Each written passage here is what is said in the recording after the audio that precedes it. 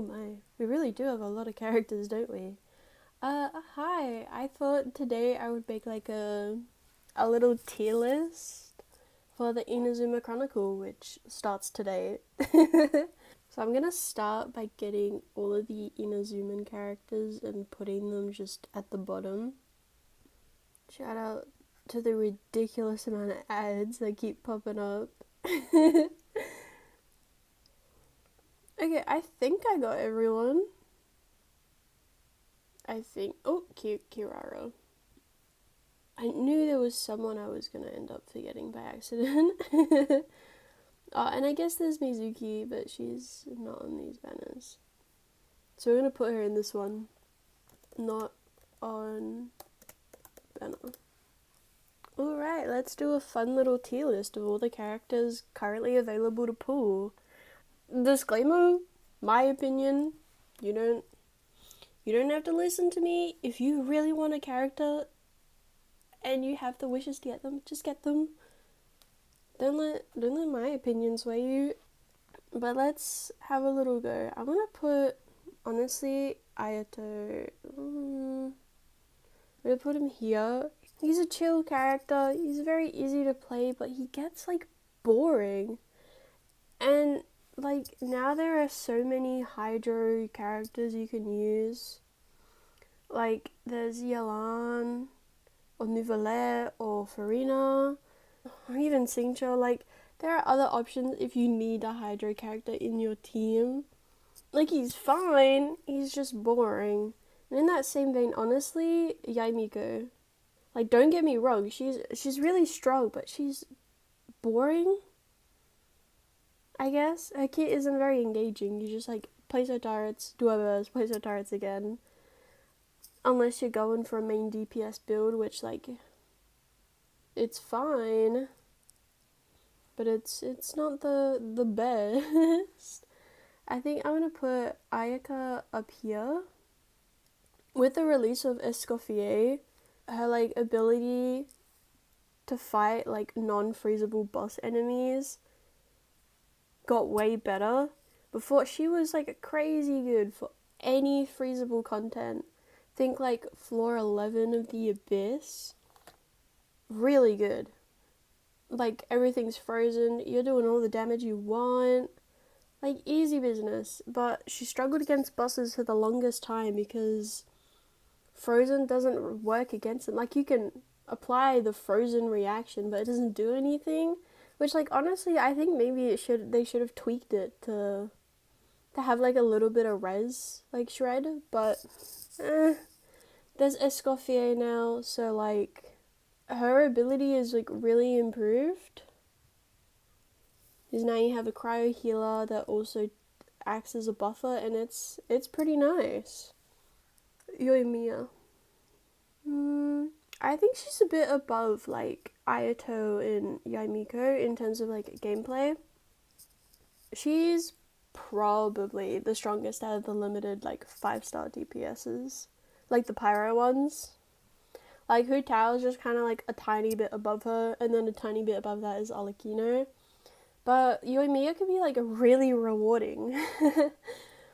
Like if you really look into a kit and learn when to do dashes, like what the right combo is, and how to make sure that the biggest hits are always getting vaporized, like she can be really fun and like engaging. Like you're actively thinking about how you're playing her the whole time.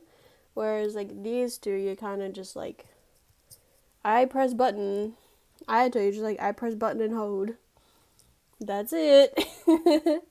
So she's really good in like that capacity. And I think if you like bow characters and you want like a more like engaging or rewarding DPS, that like if you put in the work, like she'll reward you. Honestly, like Yoimi is the way to go. And you know what? I think same for Ito. His biggest downfall, I guess, in terms of gameplay is that he wants a mono Geo team. So if you want to play like non-Geo characters, you kind of just like either put him in a weaker team or don't play it at all. Like if you prefer your Geo characters like playing alongside other characters, Navi is the way to go. but Ito could do some like serious damage, especially like when you do his burst and then throw Ushi out. Like Ushi does like so much more damage than he does like by himself. It's pretty cool. And honestly, like I like it. I have Ito. I think he's like pretty fun to play. But like don't get him if you don't like the character or the playstyle isn't for you. I don't know whether whether I should be talking about the 4 stars, but we can. Sayu's fine. She's a healer.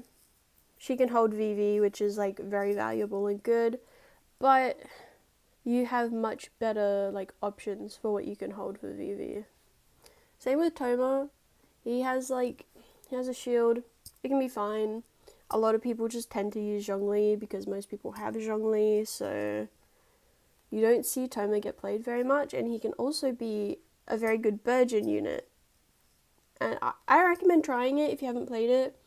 Just use like him, Nahida, Xingqiu, some other like higher Hydro or Dendro like character, and just like give him a try.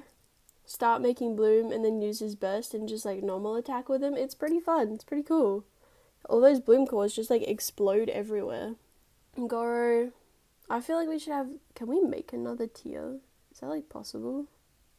I have no idea how this stuff works. Okay, here we go. Niche supports. This one, it should be no surprise who's going in here. It's Goro and Sarah. And they're like, their characters are Raiden and Ito. You don't tend to play them with anyone. Like, you could pair Sarah with, like, Yae Miko. But most of the time, if you have Sarah, you're playing her with Raiden. Same with Goro. You could play him with Noelle and have a, like, big Noelle team. Most of the time, he's just for Ito. They're like, I don't want to, like, type anymore. To get me out of here. There we go. Oh, now I've lost my train of thought. Oh, no. Yeah. They're cursed to be on each other's, like, banners all the time. Like, you know, you're only really going for them if you want, like, either of these characters. They're the only banners they're ever on. And they don't work very well with a lot of other DPSs. Next we have Kokomi. I'm gonna put... It's hard for me to place Kokomi because I haven't really played her. I think I might put her at A. She's a really good healer. A lot of people were not happy when she came out that she didn't crit, but like she provides really good like application and healing. Like I think it's fine. It's kind of a cool little quirk of her kit. Plus, those clips where you see people that have managed to give Kokomi like a crit rate, insane. It's crazy damage. She's really good in like Bloom and nilou, like Bloom nilou teams. She can help provide a lot of sustainability and application. I think even when she's not completely built for healing, like in a lot of Bloom teams, you'll see everyone is built with EM. Because, you know, in case you can't really control, like, who's triggering Bloom, you can make sure they all have a good, like, level on them. She's also very good in freeze teams, which is like a crazy reaction for anything freezable. Like, just being able to stop enemies from fighting back is ridiculously strong and good. I'm going to put my first S tier. I'm going straight for Kuki. I am biased. I'm so biased. She's like, she is so good in Hyper Bloom. It's crazy.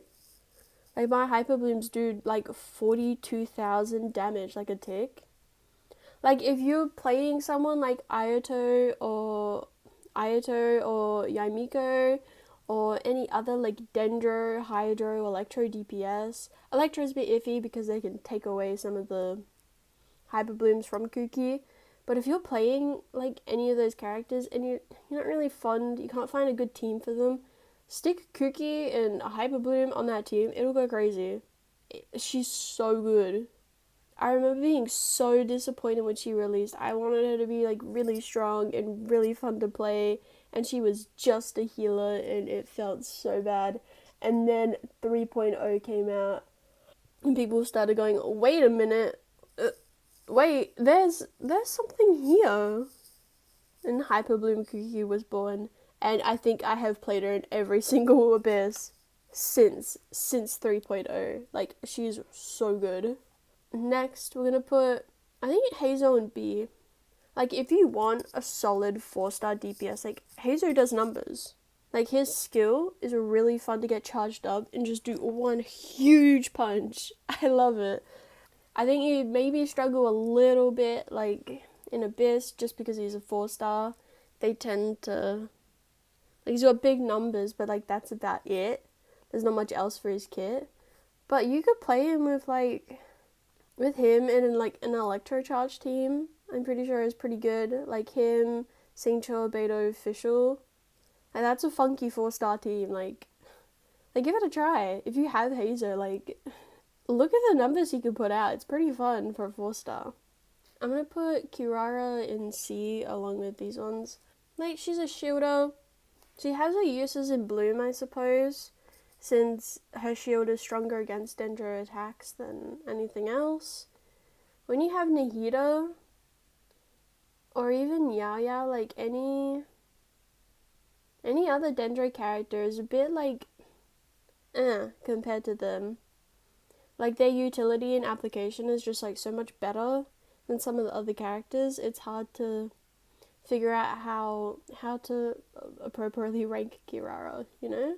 Right, Raiden's not on this banner, but she is running at the same time, which does give her, like, a bonus, right?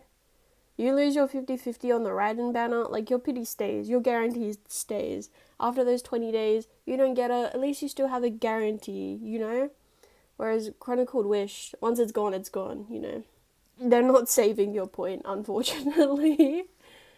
She's still an insanely good DPS, and she has, like, access to one of the easiest teams to build and use, National, which, like, at the core of it is, like, Bennett, Zhongling, and Xingqiu. Like, you put Raiden in there too, and honestly, two, like, easiest Abyss teams to have, Hyperbloom Kuki and National Raiden, like, they have taken me far. And they are teams I still actively play, despite all the other characters that come out. Any, like, power creep you feel might have happened over the years. Like, Raiden's still, like, still really good. And then, it should be to no one's surprise that Kazuha is also going up here. He's a VV holder, which makes him extremely powerful. You get a lot of Ray Shred. But not only that, he's very easy to use. He doesn't demand a lot of field time, like, say, Sayu, who you need to roll around a lot and have a lot of field time to make use of her kit. Kazuha, you can just put him on field, swirl, like, just do his skill and then leave. Sometimes you don't even need to do his burst, but his burst can help provide some extra buffing, like, if you need it. Like, he's crazy good. I don't know what to say. Most people will have Kazuha by now, so maybe there's no point pulling on the banner, because most people probably have him. But, like, if you don't and you want him, like, go for it. And then Chiori. I don't know how to feel about Chiori. Like, she's good. She can do some good damage. She's helpful. But there are also, like, better options to slot, like, in her teams, I feel. I like her in a Navia team. Shout out to my friend who let me mess around on his count for a tiny bit, because he had Chiori, and I don't have Chiori. I liked her in the Navia team, and Navia, Chiori, Farina, and Bennett. It was pretty chill, it was pretty nice. I forgot that you should probably put her in the right, like, party order. That way she's actually giving buffs to the people she switches out to. Completely forgot about that, but, like, even when not playing her kit to her fullest potential, she was still pretty nice. But I prefer Shilonen over Chiori. Just like personal preference. Because Shilonen can also provide, like, more resistance shred and some healing, which is pretty cool. But if you need, like, a Geo Resonance on a team, like, and you have Chiori, or you want someone like for that, like a off-field DPS, like Chiori is the way to go. Where is he? She's like she's like a better albedo, unfortunately for our albedo. His kit kind of got a little messed up with the split scaling they tried to keep doing at the beginning of the game. Yeah, like you can pair her with Ito, it's fine. Noelle. Any team where you have Zhongli and then like your DPS and someone else, and you don't know what to put in last, you can chuck Chiori in there. She'll keep Geo Residence active. But I think that's it. That's all I have to say on this. It's not the most interesting like tier list, and these are all my opinions based on my own like experience playing them. Yours may be completely different. Maybe you're like, actually, Ayato is the best DPS ever in the world, and he should be an S tier, and no one else should be. Like, I mean, if that is your opinion, please tell me about that. I'd like to hear it. But that's all for this, like, silly little video, and hopefully I see you in the next one. Bye!